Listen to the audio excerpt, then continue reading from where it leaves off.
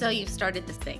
You have decided that you are going to jump in to National Novel Writing Month and you're going to finally write that novel, or at least get a significant word count on your next project. So what happens when you hit that wall in the middle of the month, or maybe it's day 3 and you've already hit the wall and you're ready to throw in the towel? First of all, I want to say, do not break this promise to yourself. Push through.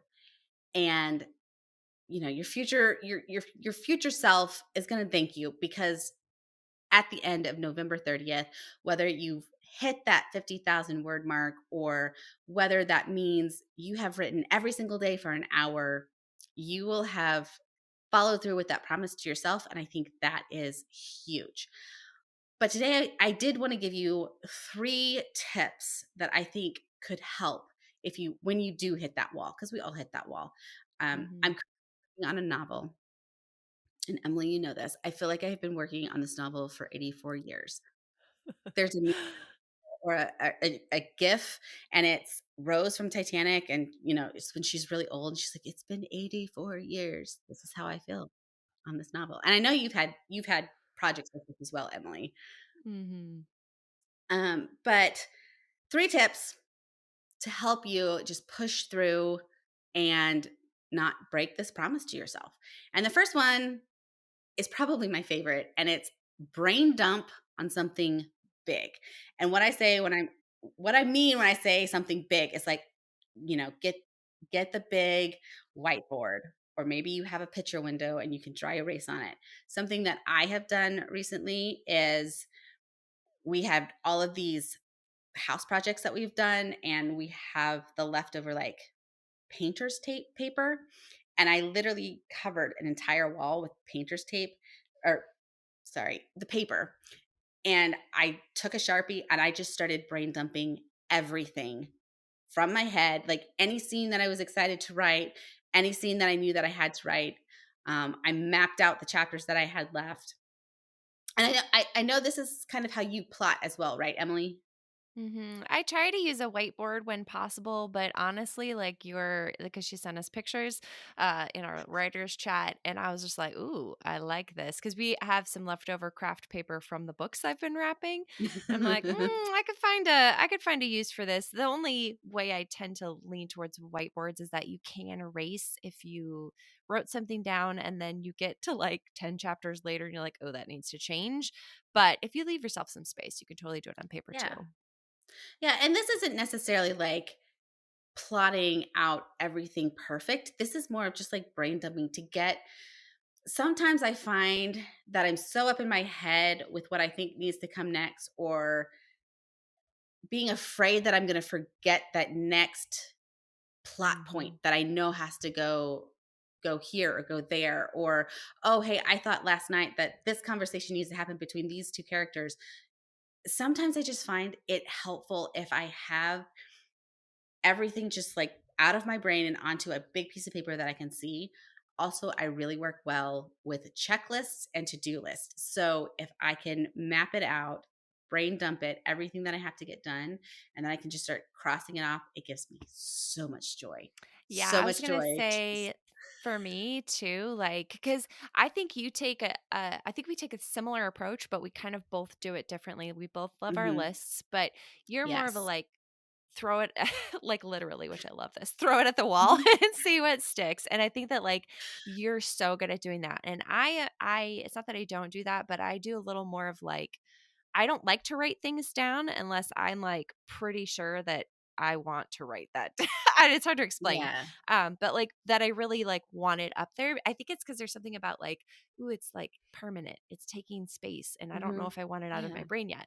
But like, so I like to share that because I think there's going to be people who go one way versus the other. But at the end of the day, those lists like are life saving for me because Yeah. I just need to see that I know what I need to do.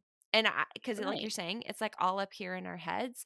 And so if we can get Mhm. it down onto some paper, whatever that looks like, whether it's like scattered across the wall or whether it's like neat and tidy little lists with boxes to check off or whatever, it doesn't matter. But get it up there. Exactly. Exactly, exactly. The second point when you're hitting that wall, especially with a challenge like NaNoWriMo, where you're you're doing something to challenge yourself and sometimes you hit that wall and you can't anymore, take a break. And I know Mhm. that sounds counterintuitive, and I'm not saying the type of break where you put your project aside, you walk away for a few days. We don't have time for that. I am saying take a break, maybe go for a walk. Put your earbuds in, listen to your soundtrack to your story because you have one of those, right? And just like listen to those songs that first inspired you or that inspire you while you're writing, and just, take a walk, take a step back from the problem on your page. Maybe go get something to eat because sometimes we forget to do that. Like we get so wrapped up in the story.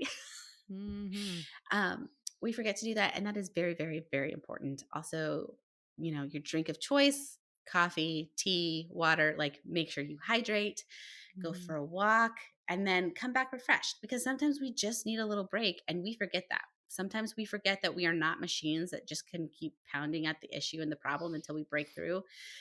And we just need to step back. Mhm. And I then think yeah, go ahead. sorry. Well, I was just saying, No, I think go. in line with that, like too, um, and this is something that I think I'm like gonna start to like incorporate, and I might do it in November just to like see how it works for me. Mhm. I am the person who loves to sit down and just like get it out. Like I'm just gonna what is it, muscle through, you know? Yeah. Um, but I do think I'm gonna reach a wall, and I do. I always do every writing session. And so maybe that break looks like actually splitting up that writing time. Now, this is something, Mhm. it could be counterintuitive to what you're used to doing. And like we had Sarah Ella on, and she was talking about how she front loads her day with her writing at the beginning of the day. I do think that that's Yeah. important. And I think it's going to depend on what season you're in. But for me, I can get some of that writing time in at the beginning of the day, right? Mhm. But maybe it's not all. Like I have some pretty big word counts right now, so that's probably part of this. But if I can maybe do half in the morning and then half maybe in the evening right before I go to bed or something, I might start to try to do that because it might be that Yeah. that break for my brain is what I need. So it might look like a 5 minute break. It might look like a 6 hour break. I don't know. Right, yeah. Well, and two, this isn't one of my points, but I do want to include maybe try something different. I know that with NaNoWriMo, there's so many different um, different things out there that you can use and you can try. One thing that I found that is super super fun, and I'll have to find. I think it's For the Words. I think that's what it's called, Oh, yeah. forthewords.com or .org. I'll Mhm. have to find it and I'll have to add it.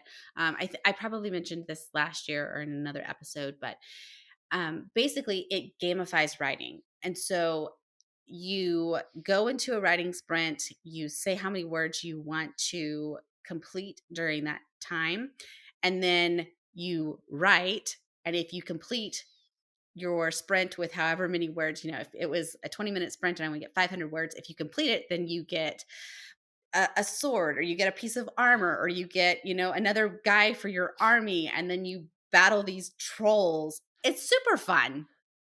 You can also put on like higher stakes. So if you say you're going to write a 20-minute sprint and you're going to get 500 words and you don't, it starts eating your words, which is terrifying. So it just there's different tools out there that you can use that kind of change things up to see if Mhm. maybe it works better for you, Mhm. or maybe it doesn't work better for Mhm. you. It's all about, like, I feel like Nano is a tool to just have fun and figure out what Mhm. works. And Yeah, sprinting for me is huge. I know when I'm on a tight deadline or I just like I'm not mhm, motivated, I force myself to sprint. And if you don't know what that means, yeah, I think we've talked about it before, but yeah, basically it's setting a timer. Most typically that's 15 minutes, but you can do it any mhm, time that you'd like. And then you sit down at your Word document, your Scrivener, whatever it is you write, your Google Docs, whatever, yeah, and you write. That's all you do for those 15 mhm, minutes. Now, I have done it where like I prefer to use Scrivener for creation usually of most of my yeah, books. And I use the, I think it's called composition mode. So basically, it blocks out everything else but your Mhm. screen. And I've got a nice little background so I can see like my characters and stuff. But I like if my husband comes in, I say, "Hey, I'm sprinting. I can't talk right now." Like I literally, I won't answer my phone. I won't look at anything. All I do is I write for that time. And then I like to keep track because then I see how fast, like if I want to do 600 words, but I do 700, I feel good about Yeah, myself. So yeah. just things like And that.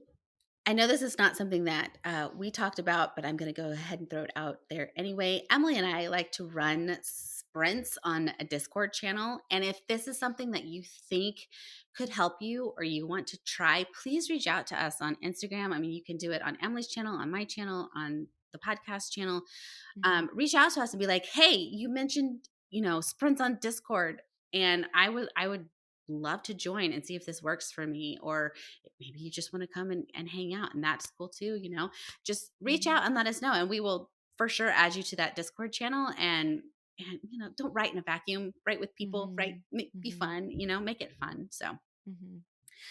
and the third thing that I want to encourage you to do if you hit that wall is talk it out. Call your friend. Maybe it's your partner. Maybe it's your poor dog. But talk it out. Talk out your problems. Talk out, this is where I need to go next. This is what I'm not liking. This is what I am liking. This is what I wish it could be. Like literally anything. I find that I process things so much better when I talk it out. And a lot of times, Emily can attest. I will be sending her a Vox or a voicemail, and I will just be talking and talking and talking, and then be like, "Oh, I figured it out." Yes, I'm a verbal So processor too.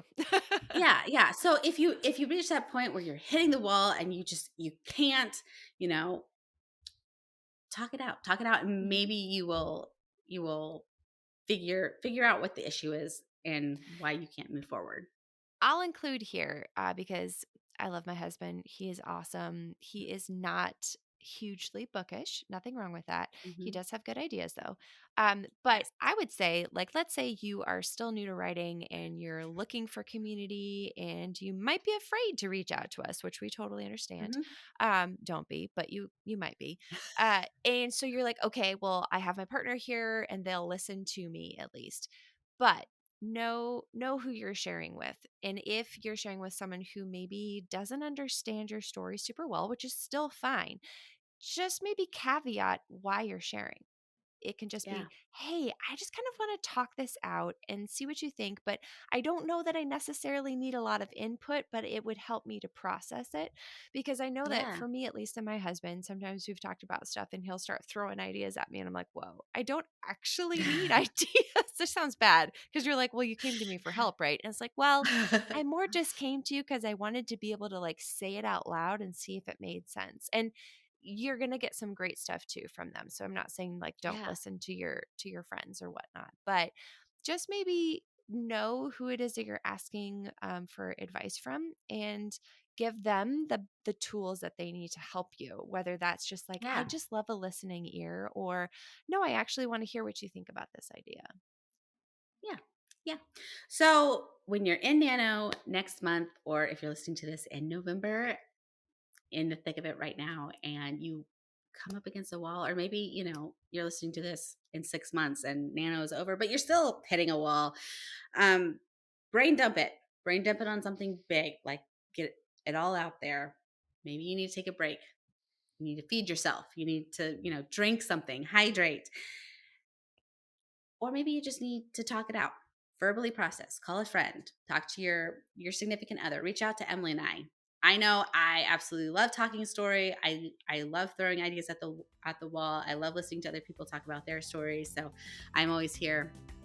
We can reach out. We'll add you to a Discord server, which is a great community. And happy writing, whether that's nanoing or 6 months down the road and you're just writing. Happy writing, and know that Emily and I are here and we're cheering for you. We are.